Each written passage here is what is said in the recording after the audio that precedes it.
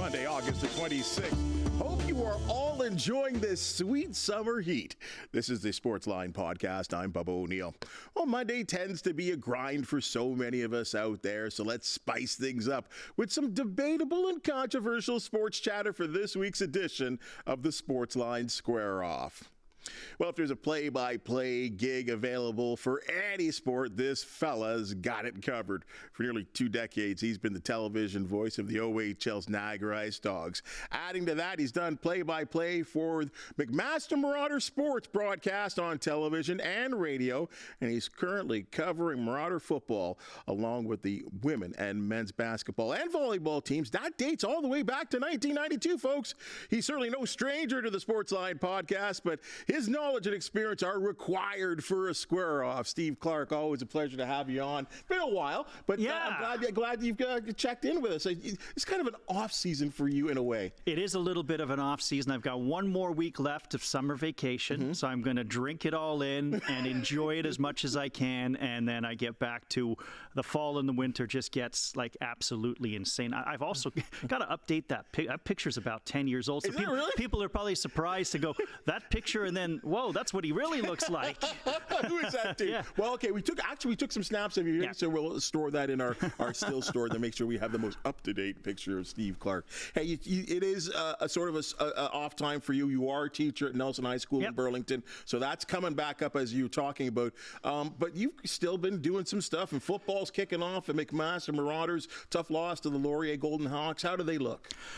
You know, they look good. I really do think that they look good. And the reason I hesitated slightly is because when they played Laurier last year, they were up 9-7 at halftime, got outscored 29-0 in the second half and lost. On Saturday, they're up 14-13 at halftime, get outscored 18-0 and lost. So you wonder, are things the same? But there's a different vibe. Keegan Hall, who was hurt his shoulder in week 1 and really struggled with obviously throwing the ball down the field for the rest of the season, he looks sharp. He was 11 for 11 in the first half, fell off in the second half.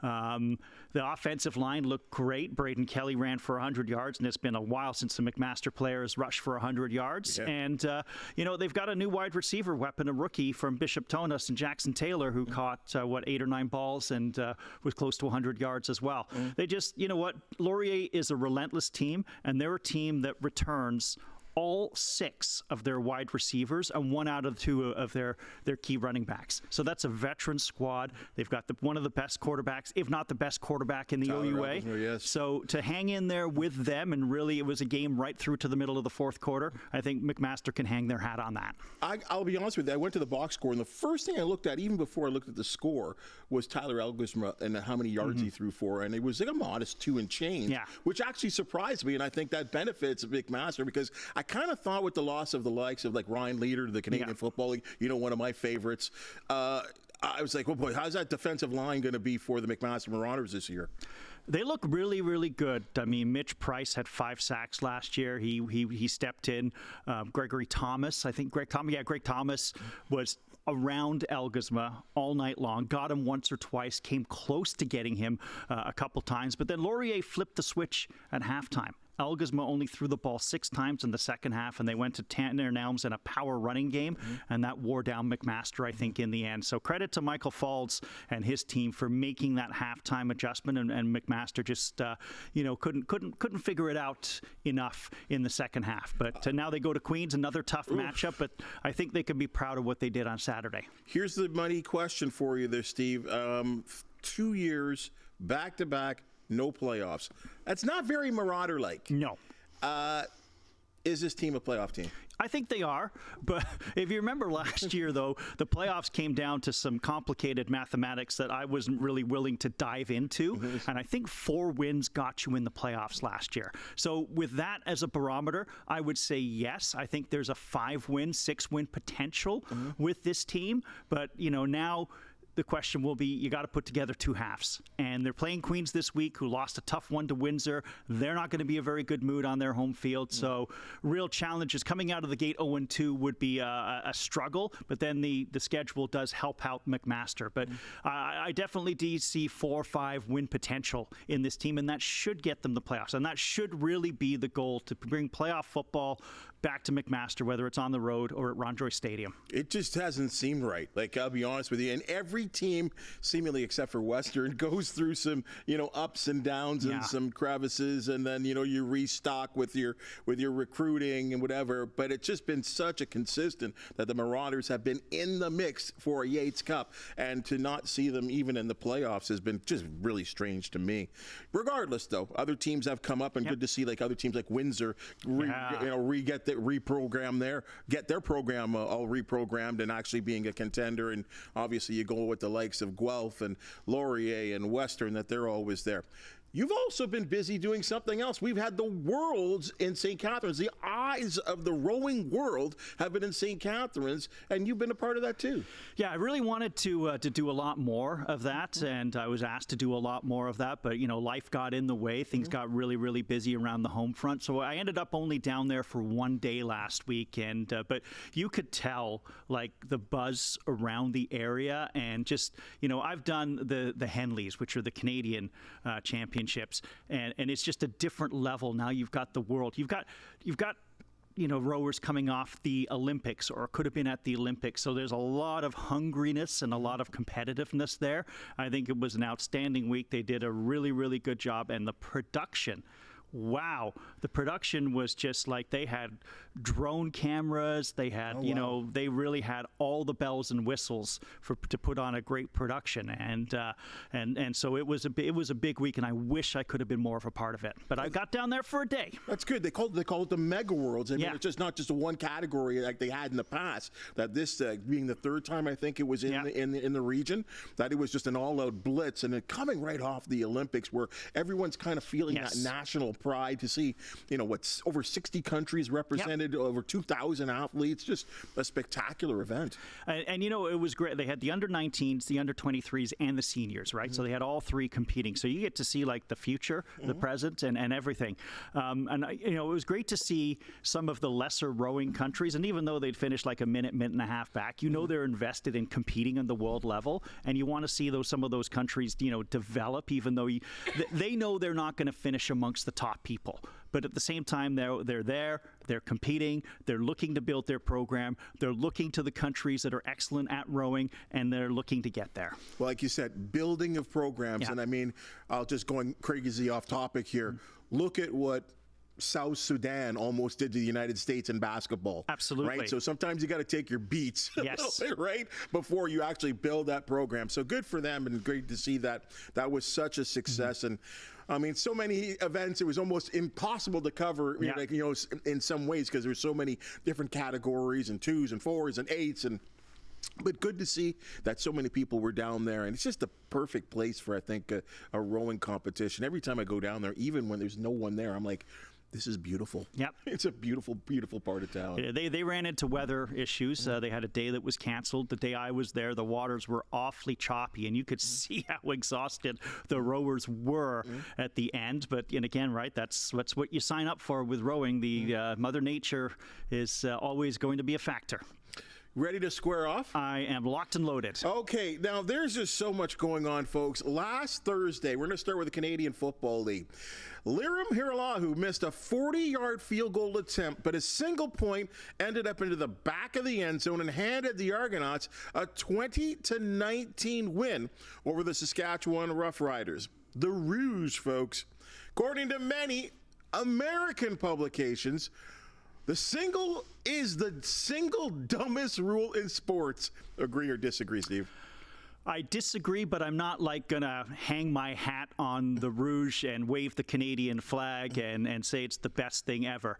I didn't like the ending to that Argo game. I didn't like rewarding a team for failure. And you could see Haralahu, I'm not sure if he cared if he made the kick or not. I'm sure he did, but his sole goal was to boot it out of the end zone, so there was no chance that there was going to be a return and they were going to win. So I don't like the idea of not succeeding in something to win. But for somebody who punts it into the end zone or whatever, I think it's fine, because you have that element now of a player picks it up in the end zone. Do they concede? Do they try and get out? There's strategy involved. And I think we saw it in the Ticat game.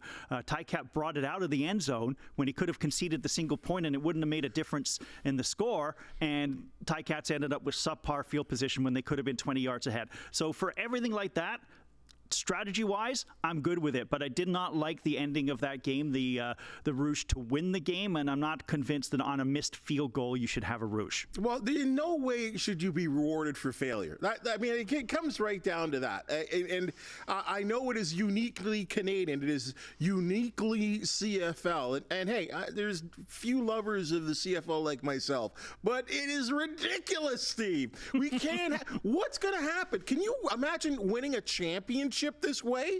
Could you imagine missing a field goal? And what really bothered me personally was the fact, and you kind of rubbed on it there too, was that Hiralahu, from the time he hit it, he raised his hands like in victory. Like he knew exactly what he was doing. He goes, I'm going to hammer it. If it goes in, it goes in. I get the 3 points, then we can really, we're not talking about this. But he missed it left, but still raised his hand in victory like, yeah, look at me. We won the game.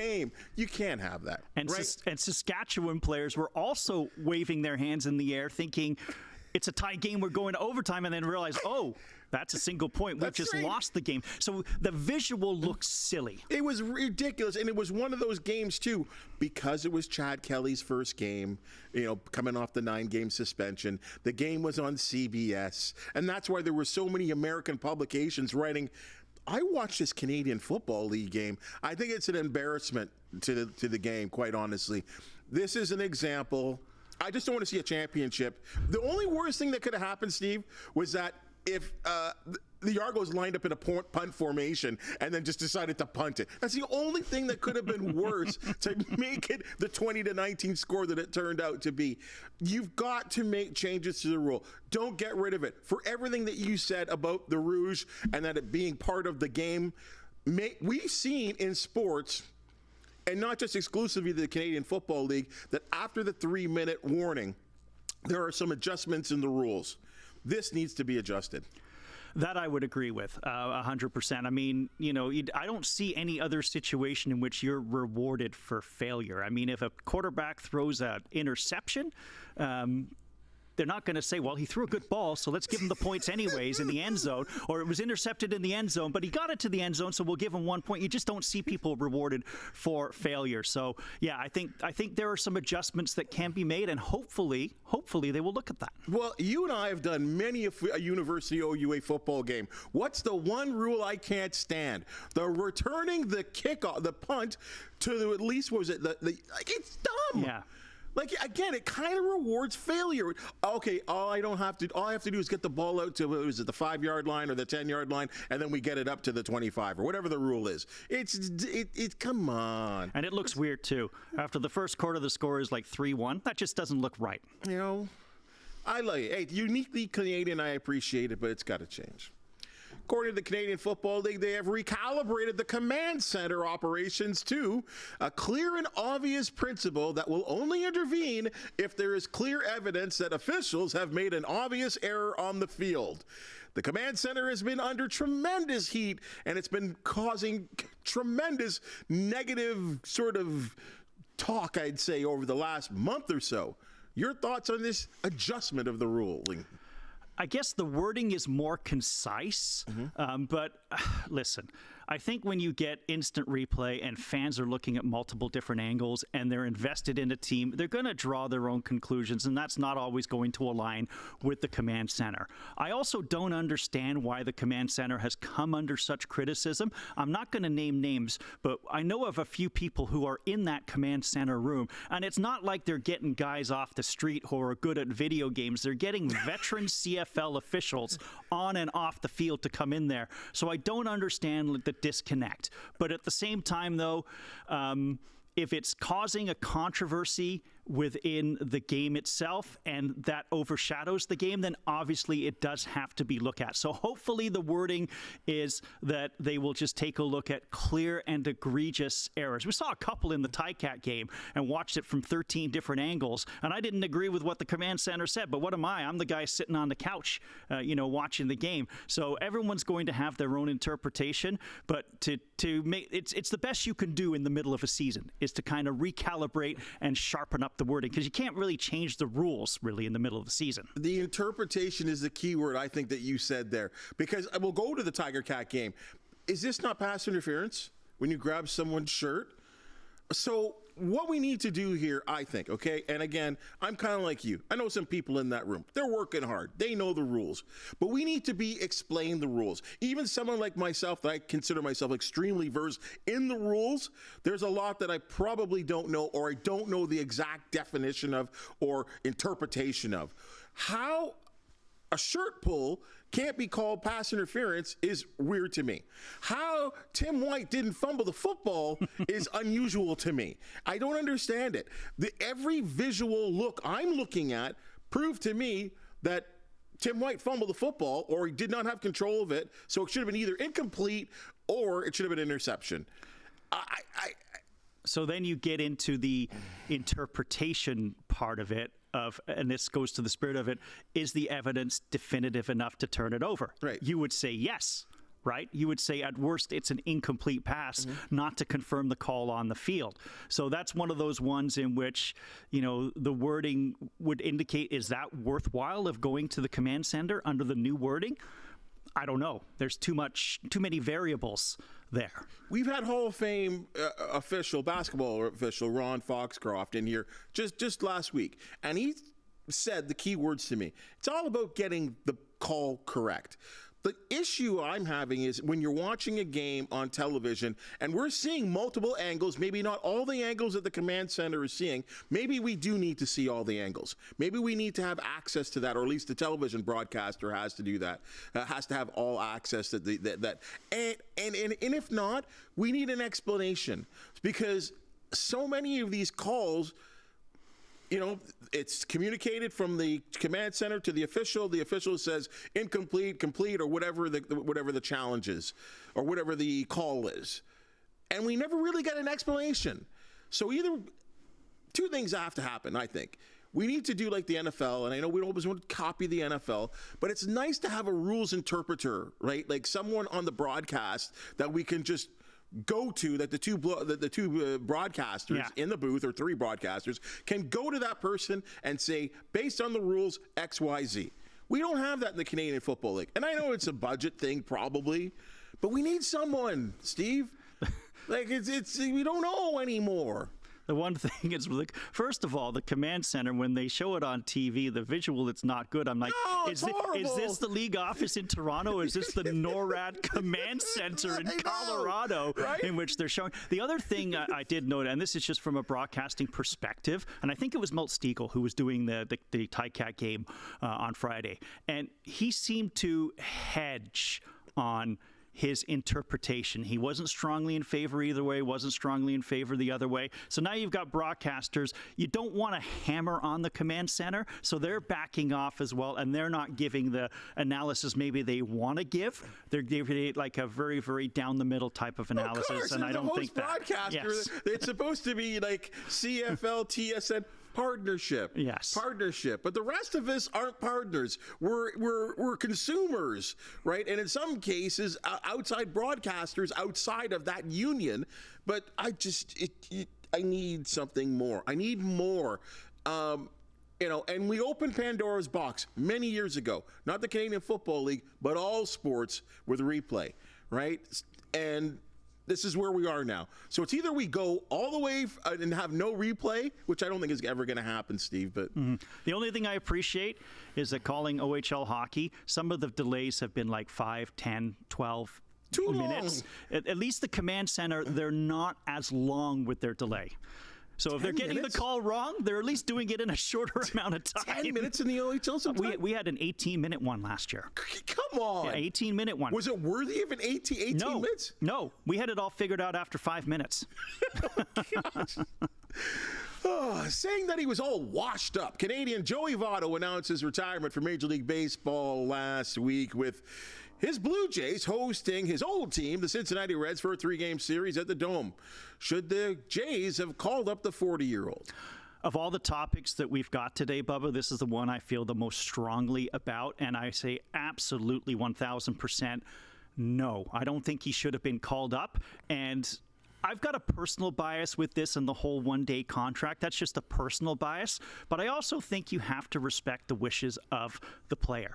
Joey Votto said he didn't want to be anybody's token call-up. He didn't want to have that, hey, here's Joey Votto. He's 40 years old, but he's the former greats of Cincinnati, and he's Canada's arguably their greatest player. He didn't want that at all. So I think it would have been for an uncomfortable moment on the whole. So I respected the player's wishes. And Joey Votto is a character. So announcing his retirement from a parking lot in Buffalo, it just seemed to be so Joey Votto, right? Just one of these things in which he's like, he probably knows the Blue Jays might be calling me up. Okay, so I don't want to be called up. So bang, he announced his retirement then and there. And yes, it deprived the fan of a moment, but it was a forced and contrived moment, in my opinion. Really? I'm shocked. 1,000%. Really? It sounds like a guy to me. And look, Joey does a lot of talking, right? Joey can talk out of both sides of his mouth, I think. This is kind of like, I don't really want all the attention shone on me, but I certainly like it, right? Like anyone that says that, no attention on me. But of course it's going to come. It would have been a celebration of Canadian baseball. It would have been a celebration of Joey Votto's career. It would have been an opportunity to see him he didn't even have to take an at bat. It would have been, he could have just brought out the lineup card. It would have been real interesting for the fans. And sometimes sports is about the fans. And it would have been great, as I said, for Canadian baseball, for him to either play or be in the dugout, just even for a couple of games, maybe even just a game. I thought the whole thing was...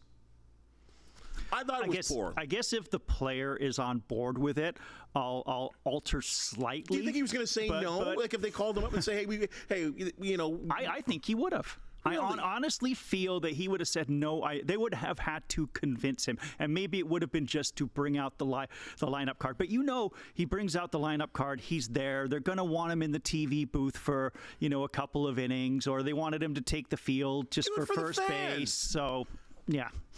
Don't we owe the fans a little bit something like here?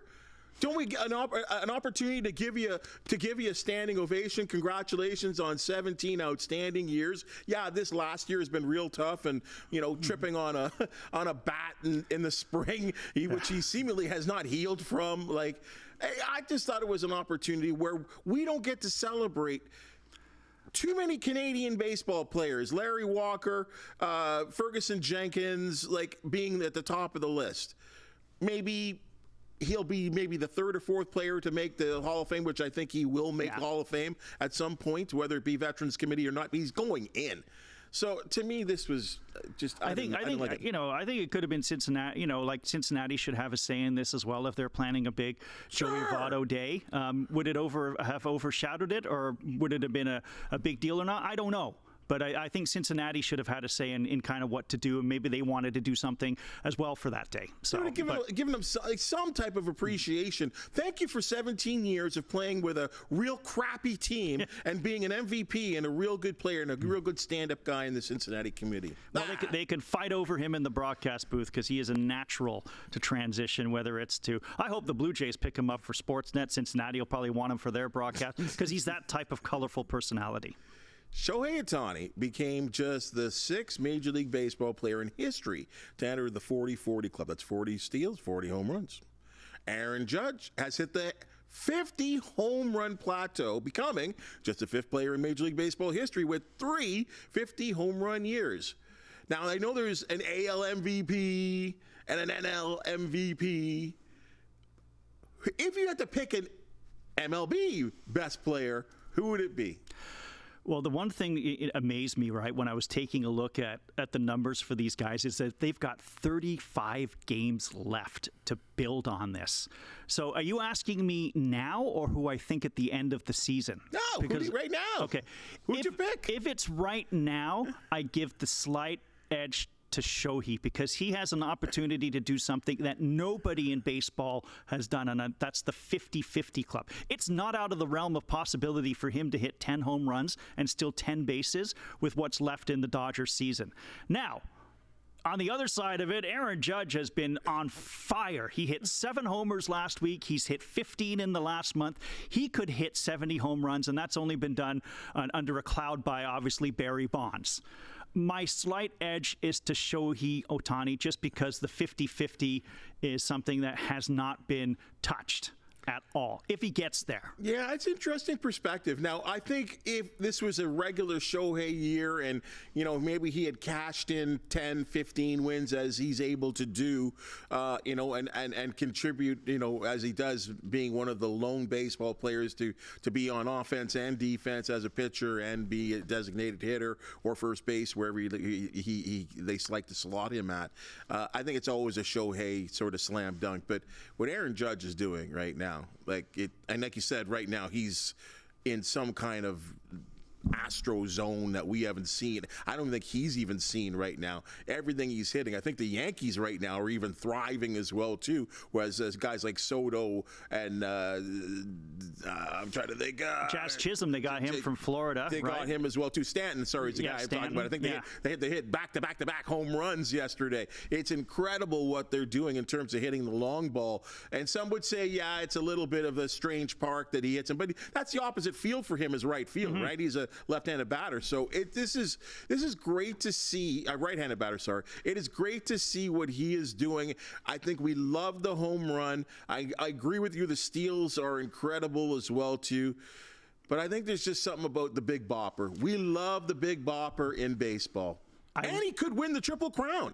I will say, when you take a look at the true spirit of the definition of MVP, Judge is far and away the most valuable to his team. His numbers are so far above what the rest of his team has been able to accomplish. It's incredible. Shohei has had an amazing year as well, and as I said, he could hit 50 home runs and steal 50 bases. But he's got Freddie Freeman, and he's got a lot of other great people around him having very good seasons too. So again, I know I'll hedge a little bit, but I'm still in Shohei's corner. It is fun to watch both, I'll tell you that much.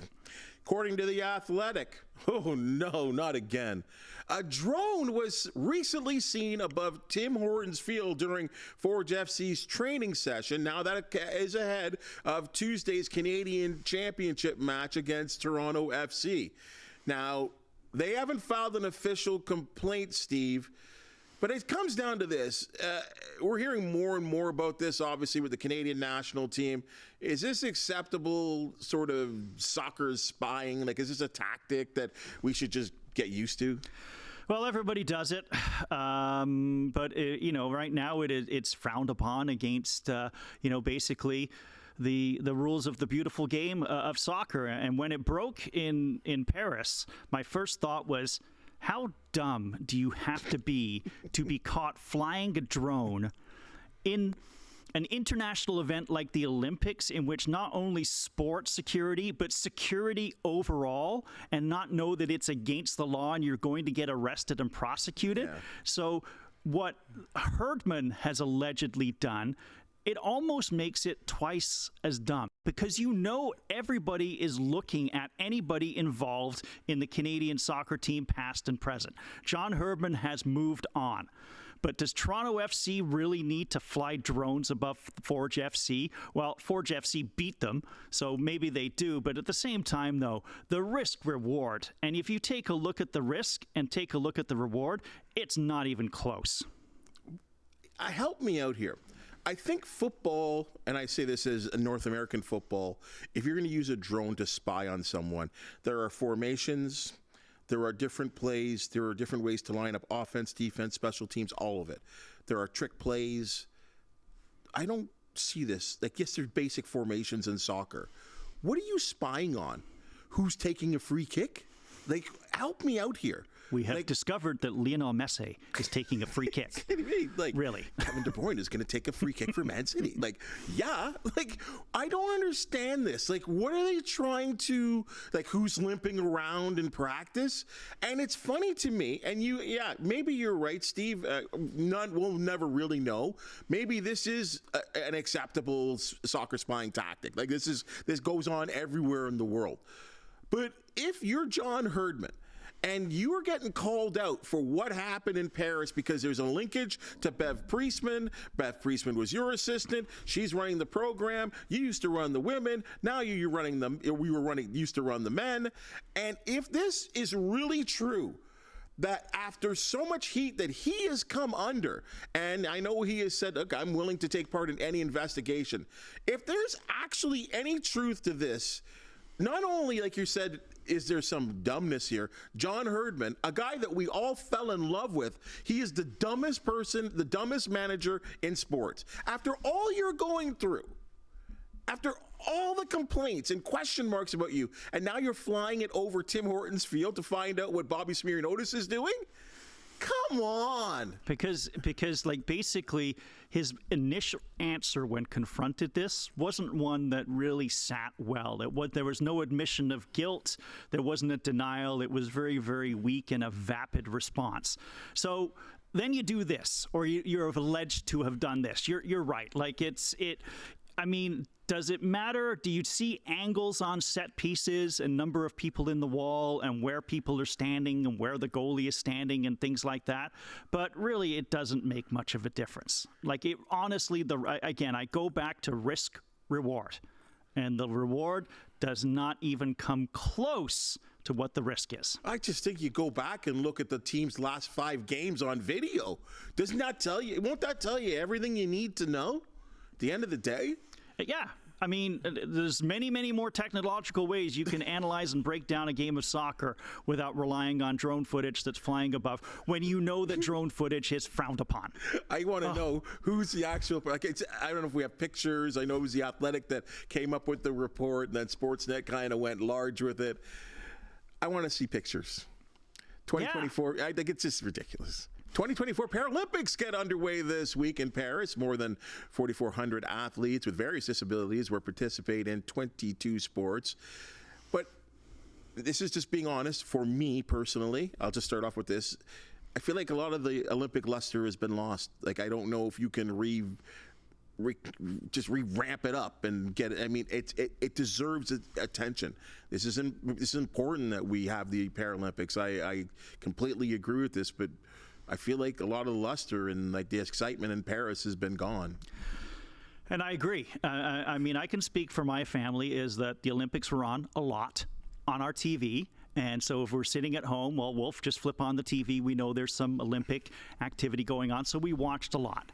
But then the Olympics are over and you kind of go back to your regular life. So you're right, to then kind of crank it up again for the Paralympics. At this time, it doesn't do any justice to those fine athletes who spend their time training and competing and sweating and having to qualify for their particular event or make their particular team. You know, it's a modest audience. It's different coverage from CBC. It's different platforms. You're not getting the national spotlight. I don't know what the solution is, but having it so soon after everybody has, I guess, what would we call Olympic burnout, because then everybody then starts to focus on other sports and other teams and other things in their lives. You're right. It doesn't do the service to those athletes that it really, really should. But at the same time, though, all the infrastructure is there in Paris. So how do you change it? There's no doubt about that, and I agree with you that the fact everything's there. How about having it before the Olympic Games? Mm-hmm. I think that works better for me.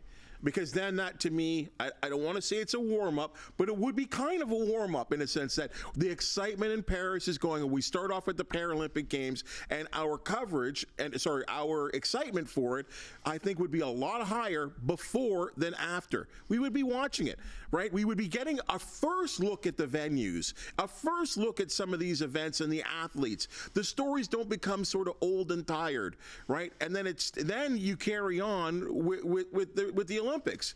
To me, I think that's a better situation to have it before. I don't know if there's some type of reasoning for it, but I think they would be doing themselves a much better service for those athletes, those Paralympic athletes that do deserve the same respect and attention that we just gave our Canadian, I'm just going to say our Canadian athletes for the better part of 2 or 3 weeks. Or have it as that a combined. Yeah, that's exactly where I was going to go too. Combine it, and then maybe have the athletes there, the Olympic athletes there, that they maybe get a week's rest before everything gets fired up. So everyone is together. Everyone's coming in the Rever Sen. And I think it would have been, I think it's just better that way. Yeah, because now I hate to say the word afterthought, but it becomes an afterthought. So if you're blending events in during the actual games, I agree, start the Paralympics early, have them, and then blend in the games, and then you can have let's just say a more focused, a more dedicated audience for those great athletes, because they train as much as the athletes do for the Olympic Games. I mean, I've had the opportunity to call some wheelchair basketball, and the skill, strength, and strategy involved is just up there with what other basketball, whether it's 3-on-3 or the basketball that we just saw. So I do think that they deserve that spotlight. I will watch. I will try to give as much attention as I can during my regular sports segment. But like you said, the television, and I think and that's another thing, because they do televise it differently. If the infrastructure of television, as they would cover it normally for the regular Olympics, would be there already, yep, it could get its proper due, because it's all there. Mm-hmm. So I don't know. That's a debate for me that I think needs to be really looked at. Okay, the top 70 have boiled down to now 30 golfers over a 3-week march towards the FedEx Cup Championship trophy, with this week's winner at the Players' Championship taking home a whopping 25 million smackaroos in Atlanta. The PGA Playoffs, the build-up to it all season, and then the execution of it. Is it exciting? You don't understand it, or you just don't care, Steve Clark? When you presented this topic to me, my first thought was there are playoffs in the PGA. So that kind of tells you where I'm at too. I didn't really understand, and you told me that there would be no math involved in coming to Square Off. And so I didn't really understand, because there was a situation in which somebody who won could get quadruple the points. But the person who wins the last 30-player tournament is the one who gets the trophy. So in essence, it's like whose line it is anyway, in which the game's exciting, but the points don't matter. So it was a very, very convoluted process. I understood 70 goes down to 50, goes down to 30, and that elimination process. I didn't understand where the points came in. I know there are other variables, and to me, it just seems a forced and desperate attempt to get attention to the PGA, beyond the 4 majors and maybe the Ryder Cup. It's an idea. Sure, keep the idea, but this way of doing it, I don't think it'll build anything in the game. Well, they've engaged the players because there's $25 million, and possibly if you become the FedEx Cup champion and win the Players' Championship, I think there's an extra $10 million bonus. So, the money is ridiculous. So that alone as a competitor would keep you interested. But yeah, you're right. That's a great word you use, forced. Everything seems forced here to me. To me, the championship or the golfer of the year will be determined not who wins the Players' Championship, who won the 4 majors that I've invested numerous hours over 4 straight days over, whether it be, and remember, I think there's time changes here. It could be the Open Championship. It could be the U.S. Open. I don't know. I don't know why they feel the need to have a playoff system that, they've actually, believe it or not, they've simplified some of the rules here over the original FedEx Cup Championship. So, and then this tournament, the Players' Championship in Atlanta, I think it's Strickler that leads. So he starts at 10 under, and then it goes down from then under. And then you got to basically catch Steve. You have to catch him. I don't get. It's like a reverse handicap for something like that, yeah, right? Kind of, and and not be everyone. You got to kind of you get the scoring, and then you go from there. I don't know. The whole thing. I think it leads to people not caring. Like if you're not a real golfer, like you're not a real golf fan, and you're kind of like, I don't get this. I'm not invested in it. NASCAR is no different too. They've got a sort of playoff system that's kind of similar to this. Why?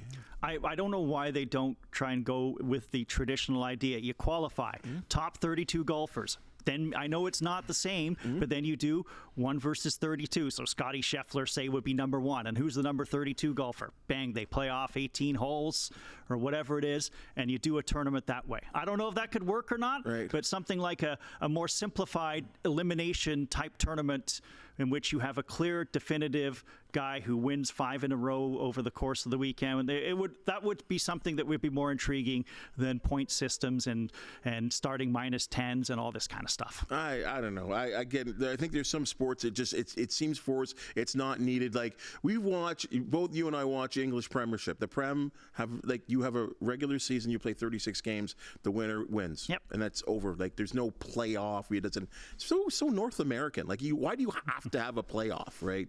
Like the champion, whoever has the most points is the champion. Speaking of champions, the 2-time Super Bowl winning Kansas City Chiefs are the favorites to win a 2025 Super Bowl in New Orleans. Are you taking KC or are you taking the field? The season's coming, 10 days away. I'm taking the field on this one, and listen, KC is outstanding. I mean, I thought last year it was their most impressive Super Bowl because they really weren't that great, and they turned it on at the right time and beat a lot of great teams, in the playoffs. Baltimore, Buffalo, who I thought had peaked at the right time as well. But now they're trying to go for 3 in a row, and I think that is awfully, awfully difficult to do. So I'm on the field. I'm not 100% sure who. I think San Fran is very good. I still think Philadelphia, the wheels really came off them towards the end. And I think whoever emerges out of the AFC East, whether it's Buffalo or even Miami, I think has a reasonable shot as well. So I'm taking the field on this one.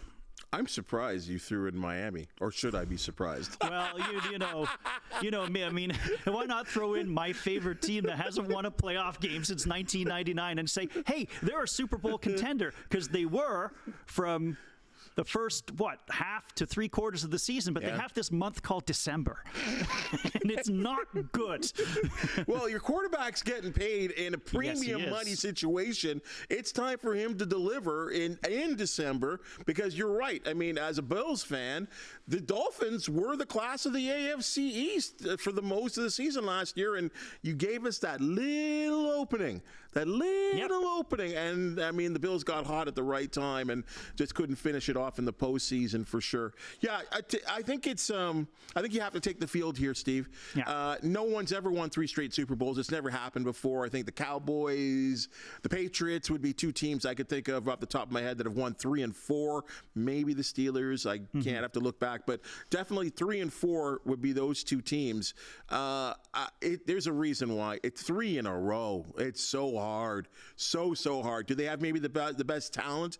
But yeah, perhaps in terms of the quarterback, they have a defense that is getting a little older too, but they seem to really crank it up at the right time of the year. And they've got a great coach. Yeah. Everything that you would want to have a championship. But you're right. There's some hungry teams out there. How about San Francisco for sure? And how about Philadelphia? You're right. They went, talking about going sour in the last half of the season. They too have to be feeling real good about themselves and saying, we got to change things around. How about Baltimore? Yep. With a reigning MVP? They're going to be wanting to take the next step. Buffalo is going to be always there. Cincinnati has a healthy quarterback now in Joe Burrow. There's so many teams. And of course, in the league where we talk about any given Sunday, it really is any given Sunday. You know who intrigues me, I'm not sure where to put them, is Pittsburgh. Pittsburgh snuck into the playoffs last year, and really that Russell Wilson. They gave the Bills a decent matchup, I think, for 2 or 3 quarters. They've got Russell Wilson, they've got Josh Fields. I'm not a big fan of having the two of them together because I think they're both starting quarterback mentality, but it's a team that intrigues me. If the Russell Wilson that showed up the last 3 or 4 weeks of the season has anything left in him, or if they can use Fields to their advantage as that kind of hybrid type quarterback, and along with Mike Tomlin, you want to talk about great coaches, Mike Tomlin, they intrigue me. That's all I'm going to say. Intrigue. That's fair to say because they have an outstanding defense. Pittsburgh always very physical. They play in a division where you are physical, and that's being in the Baltimore, and that's being with Cleveland and Cincinnati, where they call it the black and blue division for a reason. They have a championship style defense. I think Fields is going to win the job eventually. I think Russell Wilson is washed. I don't know what happened there. I don't know why Pittsburgh took him and then acquired Fields. I don't understand those two moves. But Wilson doesn't kind of seem like their guy, like the kind of guy that's a Pittsburgh. You think about the character of Pittsburgh quarterbacks over the many decades of this great franchise, and Russell Wilson seems, I know, sorry, Russell Wilson fans, he seems a little flaky to me. A little flaky. He's not the same guy that I think we saw that we really, really come to admire as a sort of baseball player that did so well in Seattle, winning one, and then throwing that pass that should have never been called by the head coach. And they could have been a 2-time Super Bowl winner over there. I don't know. I think KC, just to finish off here, I think they're hard-pressed actually to get out of the AFC for all the reasons that you mentioned with all those hungry teams. I can see them losing in an AFC championship game, particularly if they're on the road. It'll be a lot harder for them in their own division. I think the Raiders take a step forward. Definitely the Chargers with a healthy quarterback are going to be taking a step forward as well too. So it's going to be tough to get out of that division. Just period. It's going to be real tough. So KC, watch out. And Kelsey's another year older. Can we take another year of Kelsey and his girlfriend? You don't even want to say her name? Don't even want to. No, because everyone else says it. Breaking news: Bubba O'Neil is not a Swiftie. No, I'm not. No, I'm not. Unless you got free tickets for me when she comes to Toronto. Yeah. So no. I think I'll be honest with you. I think he's managed the attention really, really well. But he's had an off season of being on tour with her and being back in KC and being all over the place. So I'm sure his head is in the game because he just seems to be that type of athlete. And you saw that play in which he caught the behind the back toss from Mahomes in the preseason. But yeah. It's like everything he does, the cameras are all over. I'm sorry, I'm a Bills guy, and KC bother me. That's all it is. Taylor's I'm gonna send this to Taylor, and she's gonna write her next album about you. I know, but she always talks about things that are just so they're always like painful. Like, am I that painful? Maybe I am. Steve, always a pleasure to have you in for the Sportsline Square Off. Great to talk about so many different things. I tell you, our sports world is so crazy right now. It's just about to get crazier. As I said, when the NFL kicks off, I don't know how we digest so much of it. And for true sports lovers, I mean, and you're married with a daughter. Yes. I don't know how you do it. You learn a few tricks of the trade along the way. I'm not going to tell you all of my secrets. A magician never reveals his secrets, but it's crazy. To enjoy and watch as much as you can. And I'm a single guy, no kids, and it's mind blowing to me, right? It's like, oh my God, here we come, busy time of the year. And it's funny because the summer was supposed to be like, for most sportscasters, all of us, like kind of a time off, but the sports clock doesn't end anymore. No. And you know what? The first weekend of the summer, I did something for a streaming service. They had an elite hockey tournament for under 15 boys, or under 15 girls, under 14 boys. My first weekend of the summer, what do? Go down to TMU and Old Maple Leaf Gardens and broadcast some hockey, and go to the Etobicoke Performance Center and broadcast some hockey. So you're right. Quick question here, because this is coming up too as we talk about things that are coming up. Niagara Ice Dogs.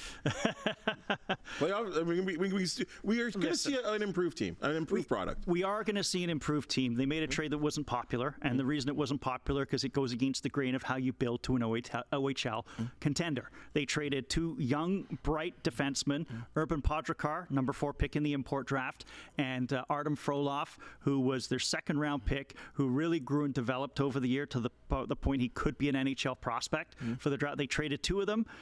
draft picks were involved, and they got a couple older defensemen back, and one of whom I think I'm really high on in Jack Browdy. Okay. Blair Scott's the other one. So I think they will be better. I think they will be in the playoffs. It'll be the lower half of the playoffs, obviously 6, 7, 8 seed, but I do think they're back in the playoffs because the young talent they have forward that's continuing to develop, Ryan Robert, Kevin He, first Chinese-born draft pick, drafted by Winnipeg. Ethan Zada won a gold with the U18 team at the Hlinka Gretzky tournament.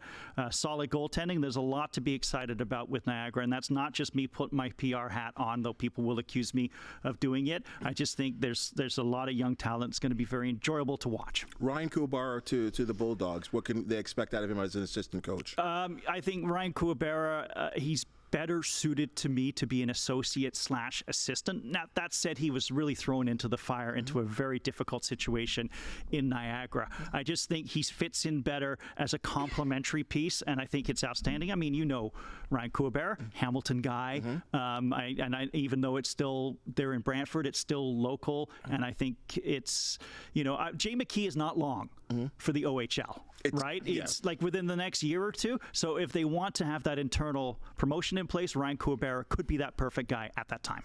Guy knows his stuff, folks. Knows his stuff. Thank you for joining us and give us a little inside information there. Appreciate it. Awesome. Steve. That's your Sportsline podcast for the day. And as you've just seen and heard, we love talking sports. If you do know of an athlete, team, or event to promote, the Sportsline podcast want to hear from you. Please hit that thumbs up, like, and subscribe button. If you do have something to say, please comment. For the wonderful people that make the Sportsline podcast possible, thank you so very much, and we'll see you tomorrow.